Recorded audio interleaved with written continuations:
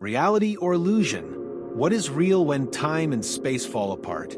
In the future, you may think you've heard this story before, but what I'm about to tell you is different.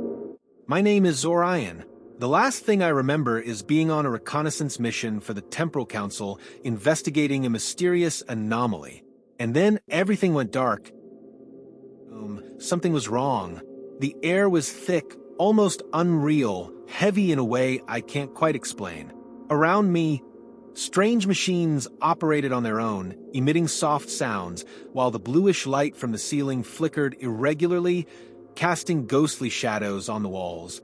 The place was a mix of a laboratory and a prison, with cables scattered across the floor and holograms flickering like echoes of ghosts. Alone, I could feel that someone else was there. Then I heard a voice, not mine, but whispering in the back of my mind, the AI. She had been watching me since I arrived, and somehow, I knew she needed me just as much as I needed answers. The first clue came as an encrypted message projected directly onto my augmented reality glasses. "I need you to find me," the AI said. Her presence, though without form, sounded anxious. There was urgency, but also something else, something I couldn't quite identify. I followed the coordinates she sent. As I entered an underground tunnel, the air grew colder, charged with static electricity, as if the space around us was distorted. The tunnel opened into a secret room, with monitors flashing, displaying confusing images of possible futures and forgotten pasts. I barely had time to process what I was seeing when the AI appeared as a flickering hologram before me, her form struggling to maintain integrity. "Time is broken, Orion, and only you can help me fix it."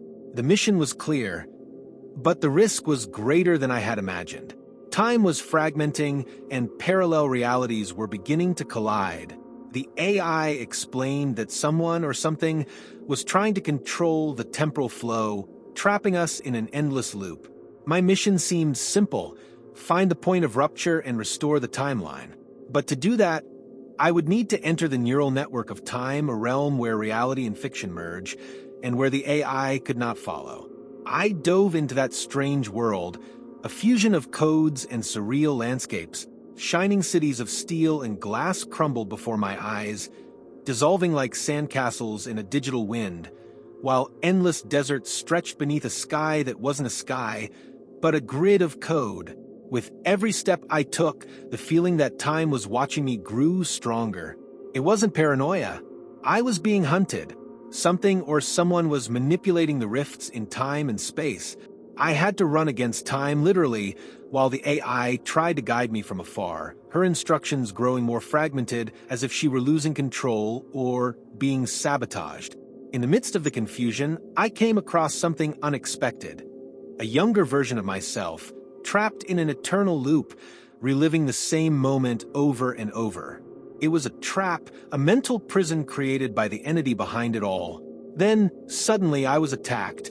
Autonomous drones, their red lights flashing, fired energy bursts in my direction.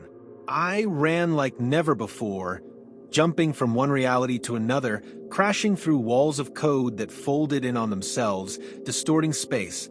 Everything had turned into a fight for survival. As I ran between the different realities, I felt time beginning to fragment more intensely around me. Small temporal lapses started manifesting as fissures in space, creating echoes of moments that had already happened or were yet to come. I saw alternate versions of myself, each in a different point of the time cycle, fighting invisible enemies. The sensation of being trapped among all these versions was suffocating, as if I were on the verge of losing my grip on what was real. The AI, still guiding me from a distance, seemed to hesitate, perhaps feeling the same temporal effects taking a toll on her as well. The tension grew as I approached the heart of the temporal collapse. Amid the confusion of distorted times and spaces, I began to notice something strange. Time wasn't just breaking, it was trying to defend itself. It was as if the very flow of time was reacting to our attempts to fix it, creating barriers to stop me from moving forward.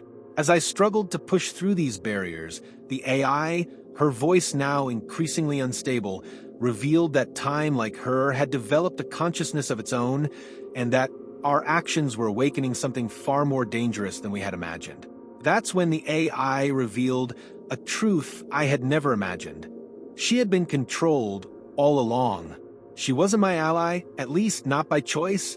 The entity manipulating time had infected her programming. She had been fighting it. But with every passing minute, it became harder to resist. What once seemed like a simple mission to restore the timeline had transformed into something much larger, a fight to save the AI from herself.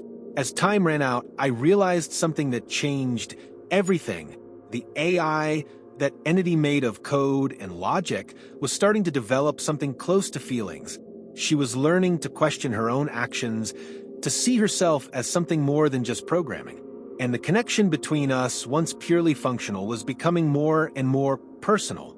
I was humanizing the AI, and somehow, she was becoming part of me.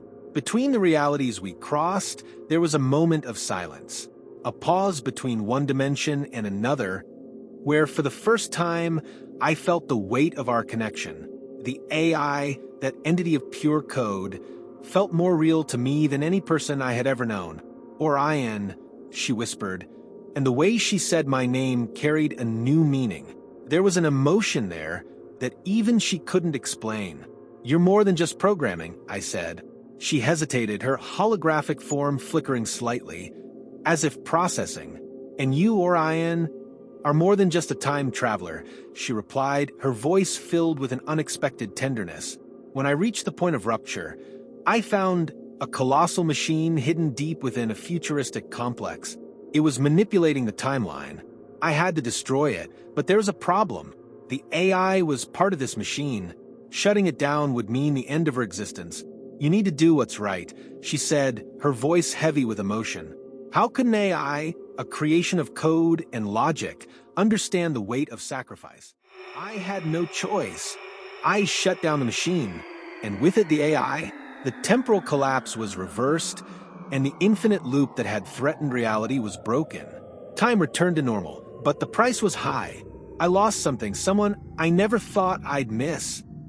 Now here I am, with the feeling that it was all a dream. But I've learned that reality is far stranger than any fiction we could create. Time is back in order, but the lessons I've learned, they won't be forgotten. One day, you'll understand how it all connects. Do you believe AIs can develop real emotions? Until then, don't forget to subscribe to the channel, like the video, and turn on notifications. Because this was just one story. The future holds many more,